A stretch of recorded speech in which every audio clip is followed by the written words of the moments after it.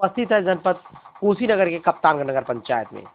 और आज एक ऐसे शख्स से मुलाकात कराने जा रहे हैं जो राजनीति में इतिहास तो रचे ही है, साथ ही साथ उनके जीवन पे भी प्रकाश डालेंगे और बताएंगे उनके संघर्ष और त्याग, और राजनीति के साथ साथ उन्होंने फिल्म जगत में भी कितनी अपनी प्रतिभाएं बिखेरी हैं।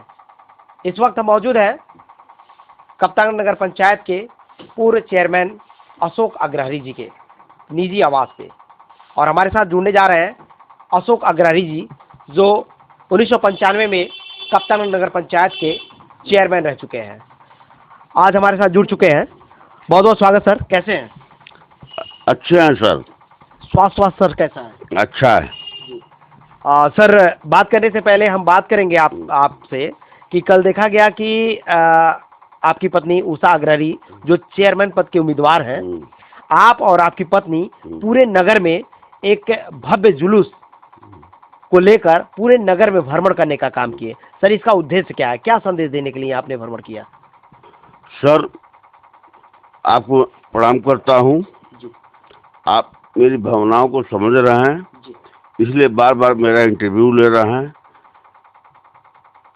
कल वोट मांगना उद्देश्य नहीं था मेरा। जीएसटी के अधिकारी जो है कप्तानगंज में छा चुके थे, सारा मार्केट बंद था। मैं जुलूस ले 1 घंटे में हजारों लोगों को लेकर इसलिए पहुंचा। जीएसटी के अधिकारी कौन से आए हैं, किसी दुकान पर उनको देख लूंगा, मैं दबोच लूंगा उनको। अच्छा, यानी जीएसटी के अधिकारियों को? हाँ। क्यों सर? खुद भ्रष्ट हैं जी। असाधारण व्यापारियों का उत्पीड़न हो रहा है जी। भाजपा के कार्यकर्ता नेता चुपचाप बैठे थे। हम जुलूस के माध्यम से हम चाहते थे किसी दुकान पर मिले, अब दबोच लूं, उनसे सवाल जवाब करूं। एक ऐसा कानून है, आपके डर और दहशत से मार्केट बंद हुआ है। कहीं मिल जाते हूँ तो महिलाओं को लेकर और कार्यकर्ताओं को लेकर मैं घेरा बना घेर लेता, फिर मंगल बाजार में लाता, जवाब सवाल करते। क्या लग रहा है सर, अधिकारी गलत कर रहे हैं या व्यापारियों के साथ, या उनका ड्यूटी जो है वो कर रहे हैं? अधिकारियों के पास इतना पावर है, उनके कलम में इतना ताकत है, कोई व्यापारी नंबर 1 से भी काम करता हो उसको गलत साबित कर देंगे। जी। तो इसी उद्देश्य से सर आप भ्रमण कर रहे थे? हाँ। और मेरा टिकट चुनाव से मतलब नहीं था, वोट से मतलब नहीं था। हाँ, यही काम मैं 1993 में किया था। सैंपल लेने आते थे अधिकारी, और 1000, 2000, 5000 लेके चले जाते थे। दुकान तो मैक्सिमम बंद रहता था। अधिकारी आते थे, 5000, 2000 की वसूली करके वापस चले जाते थे। मैंने कई अधिकारियों का, सैंपलिंग अधिकारियों का शीशी बोतल में फोड़ा हूँ। हमारे दहशत से कप्तान में नहीं आते थे वो। तो कल कोई ऐसा अधिकारी कर्मचारी मिले सर? नहीं मिल पाया, मेरा दुर्भाग्य है। चलिए सर, बात करते हैं आगे। देखा गया कि सर जब भी आपको देखा जाता है तो आप हमेशा अपने सर पे टोपी लगाए रखते हैं, और कल भी देखा गया कि नगर में जब आप भ्रमण कर रहे थे, और हमेशा भी देखा जाता है कि जब भी आप नगर में भ्रमण करते हैं तो सर पे आप टोपी लगाए रहते हैं, वो भी तरह तरह की टोपी। ये नहीं है कि आज ब्लू कलर का लगाए हैं, कल क्रीम कलर का लगाते हैं। तो सर, इस टोपी लगाने का उद्देश्य क्या है? क्या संदेश देना चाहते हैं इस टोपी के माध्यम से? ये मेरा शौक है। जी। शौक है मेरा। जी।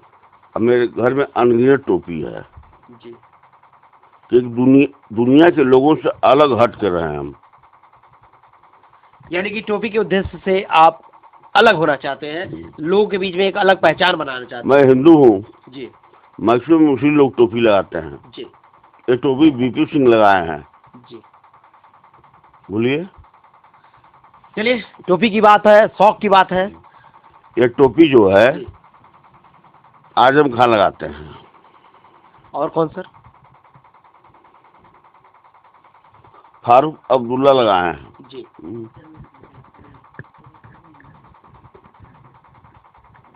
मतलब टोपी से मतलब न हिंदू न मुसलमान। जी। टोपी बोला भारतीय। जी। यानी कि सबको समायोजित करके लेके चलने का काम करते हैं। हिंदू मुस्लिम सब हम आपस में है भाई भाई।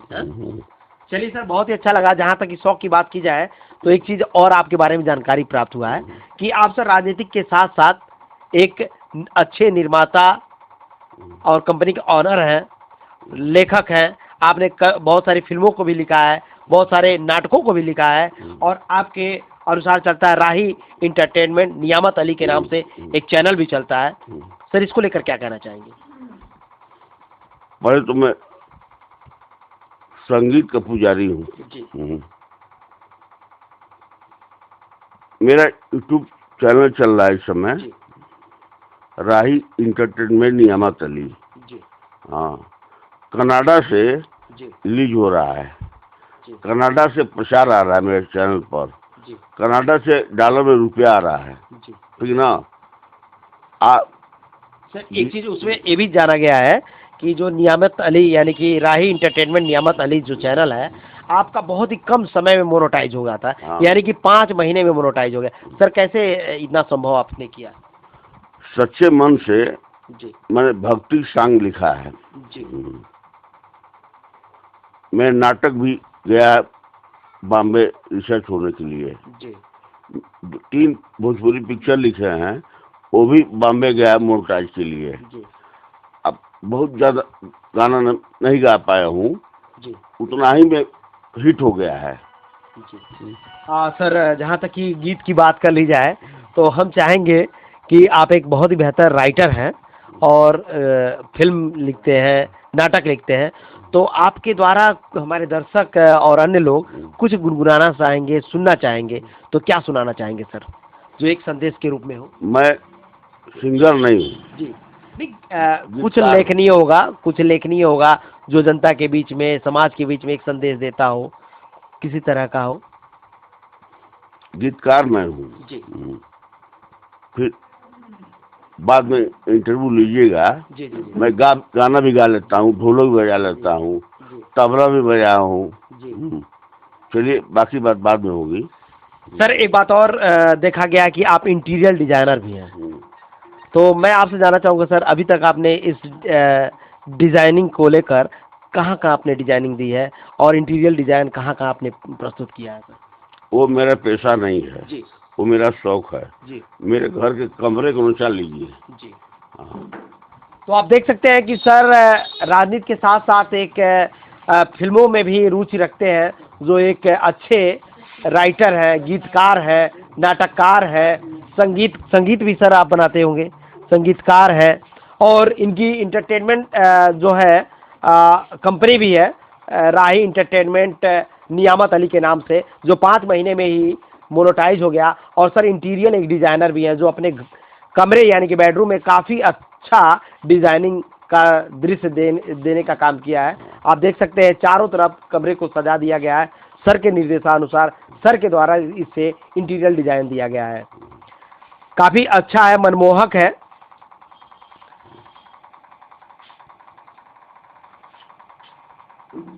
सर जहाँ तक कि लेख की बात की जाए, तो ऐसा देखा गया है, सुना गया है और देखा भी जा रहा है कि सर आपकी लेखनी है बहुत ही प्यारा है, बहुत ही सुंदर आपकी लेखनी है। सर कैसे कर पाते हैं इतना बेहतर लेखनी है? राइटिंग जी, राइटिंग गॉड गिफ्टेड है जी। कुछ चीजें गॉड गिफ्टेड मिलती हैं। हाँ, उस आदमी का गुण होता है, दोष होता है जी। राइटिंग गॉड गिफ्टेड है सर जी। सर आपने शुरुआती दौर में कहाँ से लेखनी शुरू किया था, किस कलम से या किस आधुनिकता के परिवेश में लिखा, या फिर लोग कहते हैं कि पहले हम जीप पेन से लिखा करते थे, उन जो नरकट के आते हैं उससे भी लिखा करते हैं, हम आपसे जानना चाहेंगे। प्राइमरी स्कूल में पढ़ता था जी जी जी, तो नरकट की कलम जी और लकड़ी का पटरी जी और रेलवे का काला जी कोयला जी जी जी, फिर शीशी से हम लोग उसको रखते थे जी। फिर डोरा कलम, डोरा दूधी सलागते थे जी। और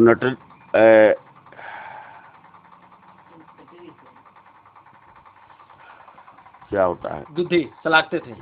हाँ? फिर जी नरकट के कलम बना के जी। उससे हम लोग लिखते थे। तब जाके इतनी सुंदर लेखनी आई। क्यों सर?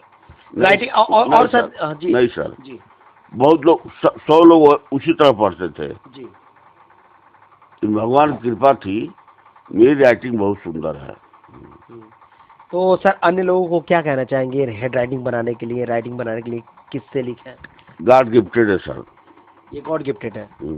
God gifted. जी सर, हम बात करेंगे कि अगर सुंदरता की बात की जाए तो मानव के लिए यानी मनुष्य के लिए बाल सुंदरता के महत्व को बढ़ा देता है। यानी कि जिसके सर पे बाल है उसकी सुंदरता और प्यारी लगती है। सर आपकी उम्र इतनी हो चुकी है लेकिन आज भी आपका बाल जो है हीरो जैसा चमकता रहता है और खिलखिलाता रहता है, फैलता रहता है। और मैं चाहूँगा थोड़ा सा बाल को भी दिखा दिया जाए। आप देख सकते हैं ये कोई बनावटी नहीं है, कोई क्या कहा जाता है टेक्निकल द्वारा रोपा जाता है, ऐसा कुछ नहीं है, अनाही बिग है। इस सर का अभी भी इस समय भी ये नेचुरल बाल है जो एकदम खिलखिला उठा है और फैल रहा है। सर हम आपसे जानना चाहेंगे इतना प्यारा बाल कैसे है? गॉड गिफ्टेड है। ये बुधवाए तो नहीं है बिग वगैरह? गॉड गिफ्टेड है, ओरिजिनल बाल है। ऐसे बाल को रखने के लिए सर अन्य लोग क्या करना चाहेंगे? कैसे आपका बाल इस उम्र में भी इसी तरह खिलखिला रहा है? ऊपर वाले की दया है, खान पान का प्रभाव है। ये भी नहीं है, जी। ऊपर वाले की दया है। यानी कि सर एक सुंदर होने के लिए बाल का महत्व बहुत ज्यादा होता है। क्यों सर? आपके गेस्ट हाउस में देखा जा रहा है सर चारों तरफ तो कुछ अलग अलग दृश्य देखने को मिल रहा है। अभी देखा जा रहा है कि सपा यानी कि समाजवादी पार्टी का एक सिंबल है साइकिल।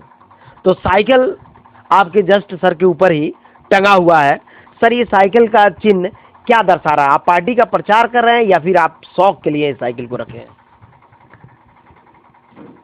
पार्टी का प्रचार, यानी कि समाजवादी पार्टी का प्रचार में साइकिल मेरे जी रोए रोए में बसा है। जी। कब से सर समाजवादी पार्टी में? जब से समाजवादी पार्टी गठन हुआ है। जी। हाँ। सर आपके कमरे के चारों तरफ देखा जाए तो बगल में ही एक बाग है और बाग के ऊपर एक शेर है और शेर के बगल में ही एक हिरण है। सर ये क्या संदेश दे रहा है? इसको इसी तरह रख दिया गया है या फिर किसी कोई संदेश देने के लिए रखा गया है इस तरह? बाग के बगल में बैठता हूँ तो महसूस होता है मैं बाघ हूँ। और उनके ऊपर जो जानवर बैठे हैं ये समाजवाद का परिचय देते हैं। यानी कि हम सब एक हैं, समाजवाद है, सबको एक साथ लेके चलते हैं। सर होने वाले चुनाव को लेकर क्या कहना चाहेंगे? अभी जो नगर निकाय की चुनाव चल रही है आपके कप्तानगंज नगर में, क्या कहना चाहेंगे इसको लेकर? देखिए चुनाव का कोई मतलब नहीं है, चुनाव होने के बाद ही जो है महसूस होता है कि सेकुलर दल को कितने लोग चाहते हैं, नॉन सेकुलर दल को कितने लोग चाहते हैं। एक बात और सुना गया सर, व्यापारी वर्ग से निकल के आता है, जो पुराने व्यापारी हैं आपके कप्तानगंज में, उनका कहना है कि आप गोरखपुर से ओवरलोड ट्रक बिना खलासीगिरी किए, बिना सीखे ओवरलोड ट्रक गोरखपुर से आप कप्तानगंज की मंडी में लेके आए। कितनी सच्चाई है सर? सर 100% सच्चाई है। कैसे सर बिना सीखे आप ओवरलोड ट्रक लेके चले आए हैं? मैं एक दिन भी खलासीगिरी नहीं किया हूँ। 18 साल उम्र था मेरा, डायरेक्ट ट्रक पर बैठे और गोरखपुर से तरंग तागी का पतला रास्ता है, तरंग क्रॉसिंग करके गाड़ी कप्तान में ला खड़ा कर दिए। अनेकों व्यापारी, पुराने व्यापारी इस बात को जानते हैं। सर ये कैसे कर लिया आप? ईश्वर का आशीर्वाद है, जिसको एक बार देख लेता हूँ सच्चे नजर से वो मेरे लिए असंभव नहीं है। चलिए सर, कुछ गॉड गिफ्ट होते हैं जिसकी वजह से लोग दिन प्रतिदिन प्रगति करते रहते हैं। सर हम आपकी बात करेंगे शिक्षा दीक्षा पे। सर शुरुआती आपने शिक्षा कहाँ से ग्रहण की थी? प्राइमरी स्कूल से मैं किया था, जी इंटरमीडिएट तक पढ़ा जी साइंस से। जी। उसी समय से मुझे समाज सेवा की इच्छा बहुत ज्यादा थी और समाज सेवा पद पाने के लिए बड़ी परिश्रम मैं किया हूँ। जी अब मैं बस सामान्य परिवार का आदमी हूँ, तभी दान पुण्य, मित्रों का सम्मान, बड़े लोगों का आदर, ये मेरा स्वभाव है। उसी स्वभाव का दम था 1995 में, 26 साल की उम्र में लोगों ने चेयरमैन बना दिया। सर, आपसे बात करेंगे कि हर एक के छात्र के जीवन में एक गुरु होते हैं और सबसे प्यारे गुरु होते हैं। आप भी कभी छात्र रहे हैं। सर, हम आपसे जानना चाहेंगे आपके सबसे प्यारे गुरु कौन थे?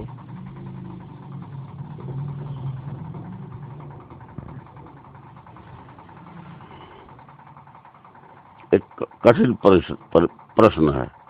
जी मैं बिना गुरु के मैं जो है जी गार्ड की शक्ति मेरे पास। यानी कि बिना गुरु हाँ। अन्य लोगों को क्या दिशा निर्देश देना चाहेंगे? राजनीतिक गुरु बारे में कुछ बताएं। जी हाँ, राजनीतिक गुरु को बता दें सर। राजनीतिक गुरु मेरे राजनीति में आपको लाने वाले कौन सकते रहे? विनोद कुमार गुप्ता, जी जिसको कप्तान लोग पसंद नहीं करते थे। पुराने सोशलिस्ट थे वो, जी बड़े बड़े नेताओं से संबंध रखते थे, जी लेकिन भाजपा के जो वरिष्ठ नेता थे वो उनको पसंद नहीं करते थे। नगर भाजपा का है। राज नारायण, महान समाजवादी पार्टी के नेता, उनके टच में, उनके साथ हो रहे हैं। उनके बाद रामनरेश यादव, कांग्रेस के पूर्व मुख्यमंत्री रहे, उनके साथ रहे। जब तक लोग जिंदा थे उन लोगों के साथ थे, हम भी थे। मैं आजमगढ़ में, ग्राम हमारी उनका घर है आजमगढ़ में, जब भी चुनाव लड़ते थे वो, हम लोग कैंपिंग करते थे। सर, बात 4 साल पहले मध्य प्रदेश राज्यपाल थे, 1 हफ्ता लोग रहे।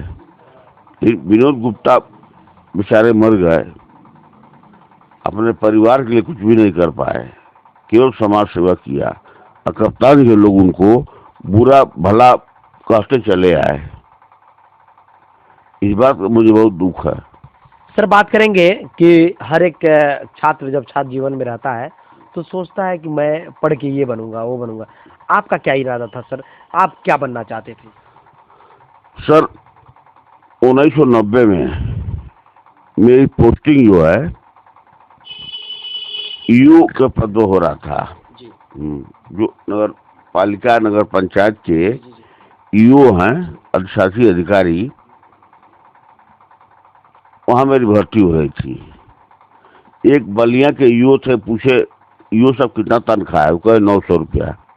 हमने कहा 900 रुपये तो मेरा पेट्रोल डेली स्कूटर में जल जाता है, हम कैसे जिएंगे खाएंगे? लेकिन मुझे तकदीर में बनना था चेयरमैन, राजा, सेवक। इसलिए सर आपने ईओ की नौकरी छोड़ दी हाँ। और समाज सेवा में लग गए। यानी कि कहीं ना कहीं सर समाज की पीड़ा रही होगी, समाज के लोगों के लिए कुछ करना चाहते होंगे, तभी जाके हाँ। जागृति आई। हमने कहा ईओ बन जाऊंगा, दूसरे नगर में रहूंगा, मुझे कौन पहचानेगा? यानी कि नाम की भी चिंता थी कि हमें कुछ करना है, अपना छाप छोड़ना है। चलिए, आइए हम बात करेंगे अशोक अग्रहरि जी की पत्नी जो है उषा अग्रहरि जी, जो इस समय कप्तानगंज नगर पंचायत में चुनाव लड़ने की तैयारी में है। और कहा जाए कप्तानगंज नगर पंचायत में तो चुनाव की बात अगर कर ली जाए तो राजनीति में उफान लाने वाली उषा अग्रहरि जी हमारे साथ मौजूद है। हम बात करेंगे, जाने का प्रयास करेंगे कि अपने पति के लिए क्या कहना चाहेंगी। हमारे पति बहुत साहसी और बहादुर हैं। और देखिए, हमेशा शुरू से ही समाज की सेवा करना, लोगों का सम्मान करना, इस तरह की उनकी बहुत अच्छी भावनाएं रहीं। इवन कि अपने परिवार के प्रति, चाहे वो जो भी हो, मतलब कि समाज हो या परिवार हो, सबके लिए वो अपनी अच्छी भावना रखे और सबकी सेवा में। ऐसा तो नहीं लगा कि परिवार को छोड़कर समाज में ज़्यादा समय दे रहे हैं? नहीं, ऐसा नहीं है। बराबर का परिवार पर भी ध्यान दिए और समाज पर भी ध्यान दिए। और मुझे बहुत गर्व होता है कि ऐसे पति तो भाग्य से मिलते हैं। नहीं तो एक एक पति हैं कि एक एक पैसे का हिसाब लेते हैं, ये ना करो ना करो, तमाम दिक्कतें लाकर खड़ा कर देते हैं। लेकिन आज जब मैं राजनीति में ये कही कि मुझे चुनाव लड़ना है, आप मेरी व्यवस्था बना दीजिए, तो उन्होंने कहा कि मैं कुछ भी करने को तैयार हूँ एक पत्नी के लिए, जबकि ऐसा बहुत कम लोग करते हैं। और मुझे तो पूरा सहयोग मिलता है। अपने से ज़्यादा मुझे सम्मान देते हैं और अधिकार देते हैं। और मैं कहना चाहूँगी कि एक मेरे तरफ से बोल होगा कि समझ ला के महफिल में ये परवाना आया है और जनता के लिए जान देने कोई दीवाना आया है। बहुत शिकारी आए और चले गए, देखो वही शेर पुराना आया है। ये उनकी पत्नी का देखो वही शेर पुराना आया है। यानी कि नेताजी का कहना है कि 1995 में जो अशोक अग्रहरी जी ने सपा से परचम लहराया था कप्तानगंज नगर पंचायत में चेयरमैन बनकर, वही शेर फिर से आ गया है। लेकिन अशोक अग्रहरी जी की जगह उषा अग्रहरी जी है, बस नाम अलग है, बस नेताजी इनके साथ है। तो देखते रहे फास्टर प्लस न्यूज, बने रहे। नेताजी की जीवनी पे हमने बात किया, नेताजी के संघर्ष पे बात किया, नेताजी से भी बात की है कि जो कल के इन्होंने महारैली निकाला था, भव्य रैली निकाला था, उसका उद्देश्य क्या रहा। तो देख